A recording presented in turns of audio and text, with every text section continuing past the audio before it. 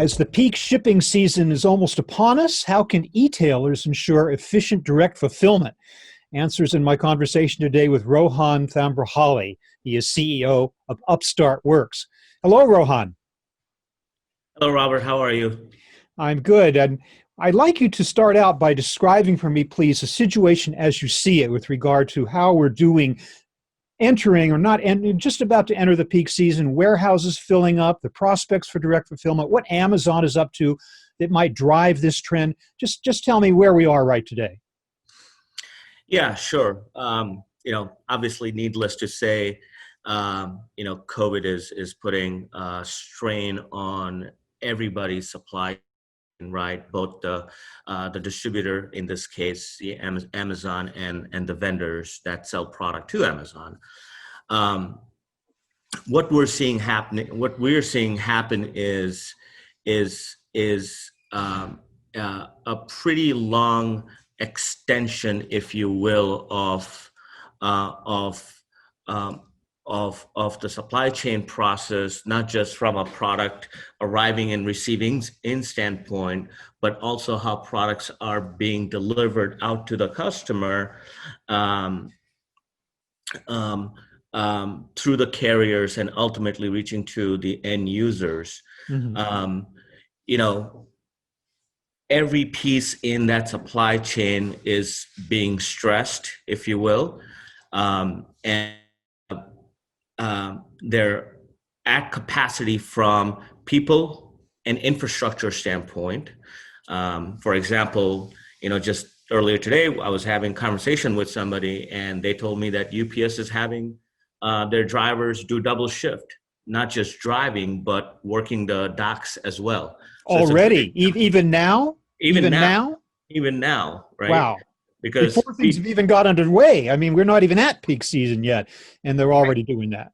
Yeah, and because we had a customer, we had their shipment ready Friday, but UPS didn't pick up the product until today, and this is happening across the entire supply chain, big and small, and I think the peak season is only going to amplify all of this. Mm-hmm. So it seems like for at least part of the answer does lie in the increased use of direct fulfillment. And in other words, bypassing these clogged up warehouses and going direct to customers. But when we talk about direct fulfillment, what are we talking about exactly? Are we talking about directly from a distributor, directly from a manufacturer, directly from a retailer, bypassing a DC? Let's get our terms defined here. Yes.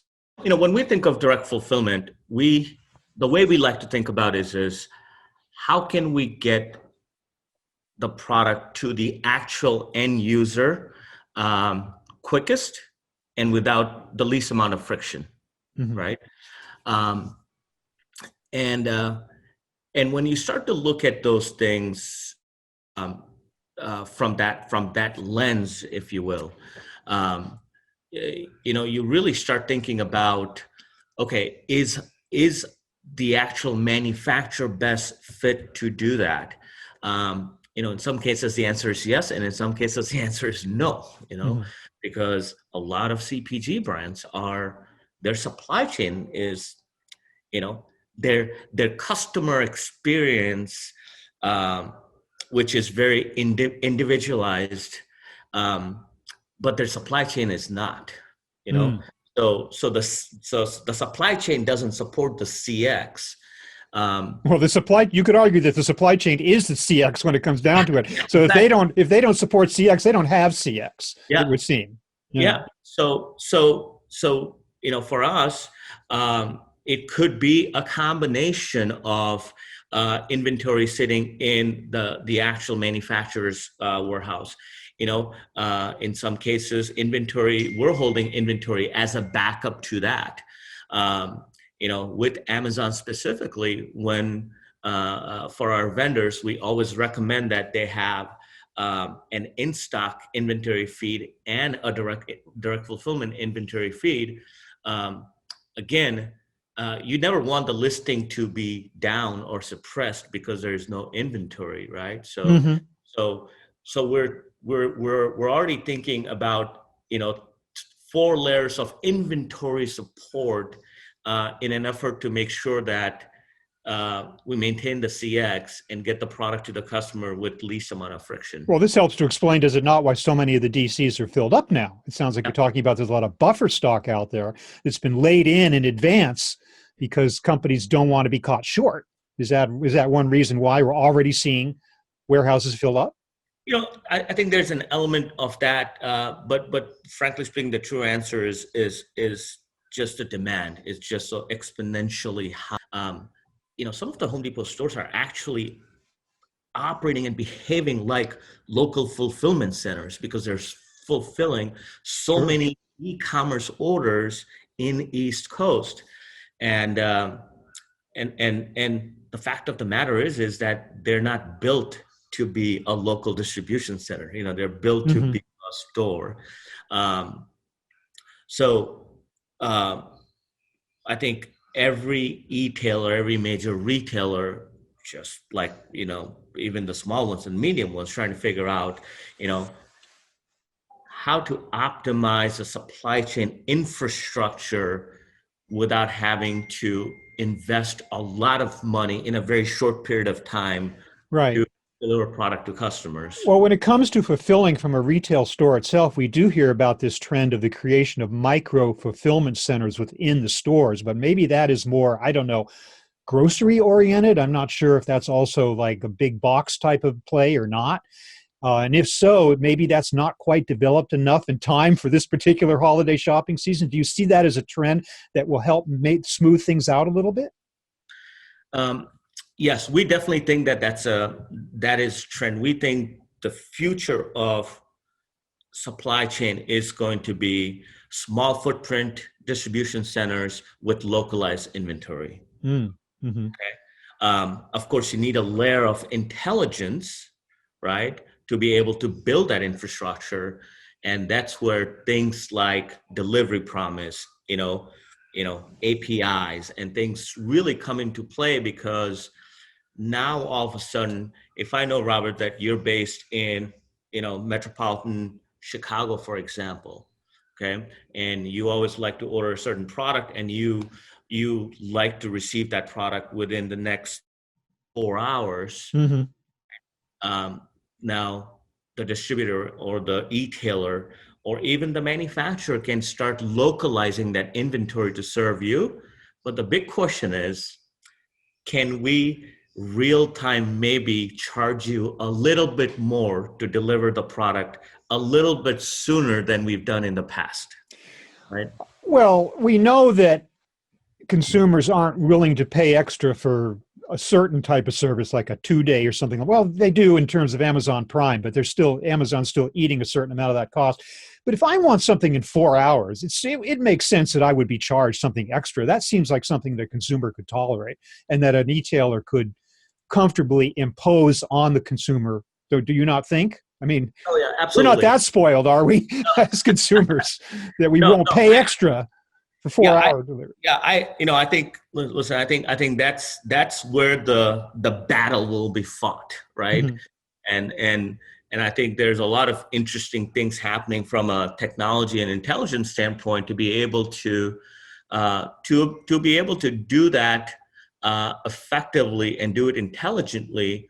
But more importantly for us, I think it has to be very relevant, to the customer, and You say relevant, you mean like the individual customer, like you were saying before, like you've got to know that customer's purchasing patterns and be able to serve that particular person? Yeah, absolutely. I Mm-hmm. mean, I think relevance is a big, really Amazon has pioneered the concept of customer relevance, but I think that needs to be carried through throughout the supply chain until the customer actually receives the product, and in Mm-hmm. some cases after they receive the product. So what kind of metrics need to be in place in order to ensure that this is being done? I imagine at each step of the delivery service, delivery process, there need to be some metrics so you can kind of report on your own performance. Tell me a little bit about how you set that up. Yeah, at the most basic level, I think how long's the delivery promise, right? It can range from, anywhere from 2 hours to, in some cases, if it's a large piece of furniture, maybe much longer, right? Hmm. And there's obviously elasticity as the delivery promise moves up and down. That there's a lot of data proving that. Um, but one interesting thing that we're trying to kind of uncover now is that if you don't meet your delivery promise, does that customer come back? Listen, anecdotally, speaking, we do think the customer may not come back. But if, we really want to make sure that there's a large body of data that can prove that out across many different categories, you know. Hmm. Um, with baby food, maybe not, you know.